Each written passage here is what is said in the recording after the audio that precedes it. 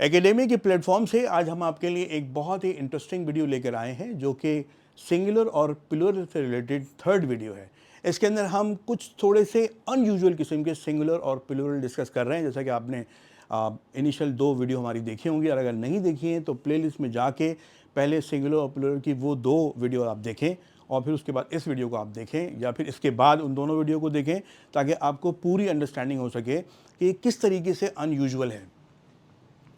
देखिए, इंग्लिश के अगर किसी वर्ड के एंड में यूएस आता है तो हम यूएस को रिमूव कर देंगे, उसको डिलीट कर देंगे, और उसके बाद आखिरी में उसके यूएस की जगह पर हम आई लगा देंगे, और इसकी जो साउंड है उसको ज़रा देख लीजिए कि वो अस से आय में कन्वर्ट हो जाएगी।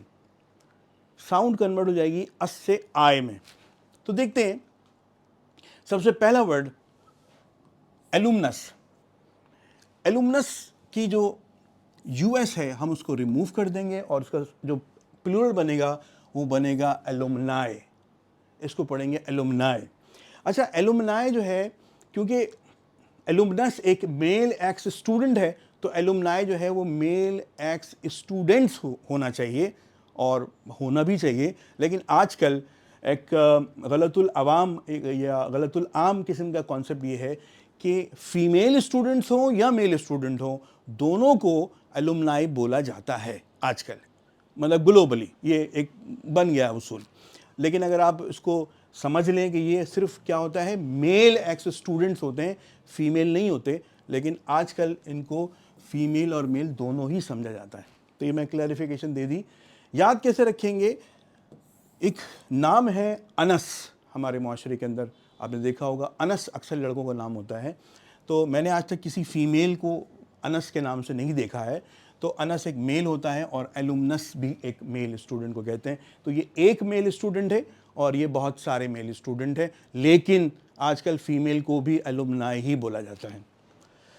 सेकेंड वर्ड देखते हैं, वो है कैक्टस। उसकी प्रोनाउंसिएशन क्या हो जाएगी, कैक्टाई। कैक्टस से कैक्टाई।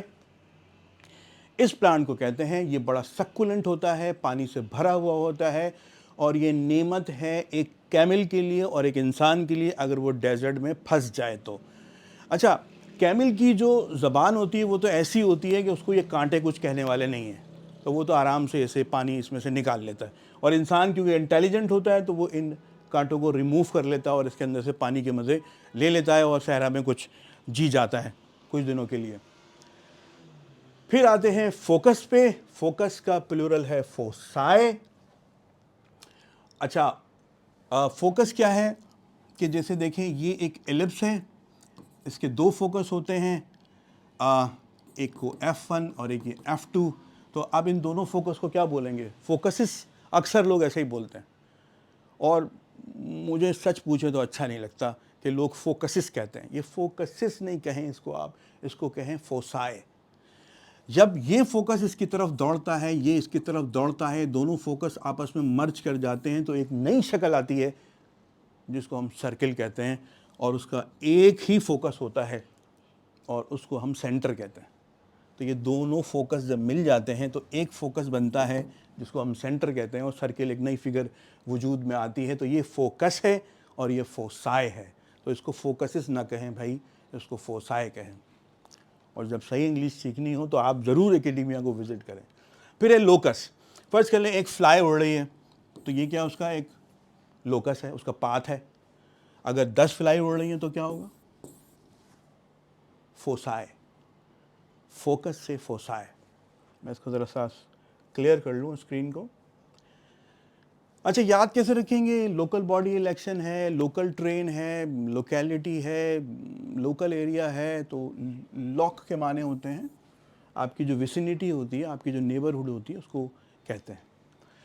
उसके बाद एक वर्ड है स्टेटस। स्टेटाई। एक स्टेटस वो होता है जो कि आपका फाइनेंशियल स्टेटस होता है। एक स्टेटस वो होता है किसी काम का स्टेटस होता है कि वो काम कैसा चल रहा है। अगर 10 साइटों पे आपके काम चल रहे हैं तो आप कह सकते हैं अपने मैनेजर को कि गिव मी द स्टेटाई, गिव मी द स्टेटाई। यानी कि 10 साइट पे काम चल रहा है तो 10 साइट का जो स्टेटस है मुझे ला के दिखाओ कि वो काम कितना कंप्लीट हुआ है, तो उसको स्टेटाई कहेंगे। उसके बाद न्यूक्लियस। देखिए, ये एटम है यहाँ इलेक्ट्रॉन है, यहाँ प्रोटॉन और न्यूट्रॉन है। जहाँ प्रोटॉन और न्यूट्रॉन होते हैं उसे न्यूक्लियस कहते हैं। तो ये एक न्यूक्लियस हुआ ना, प्लूरल क्या होगा, न्यूक्लियाई।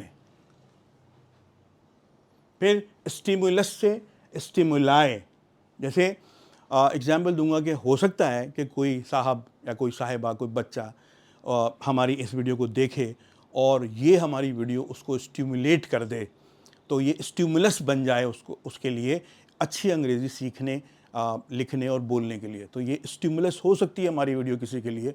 तो स्टिमुलस के माने इंस्टिगेट करना, किसी को उभारना, किसी को मोटिवेट करना किसी काम के करने के लिए, तो ये स्टिमुलस हो गया।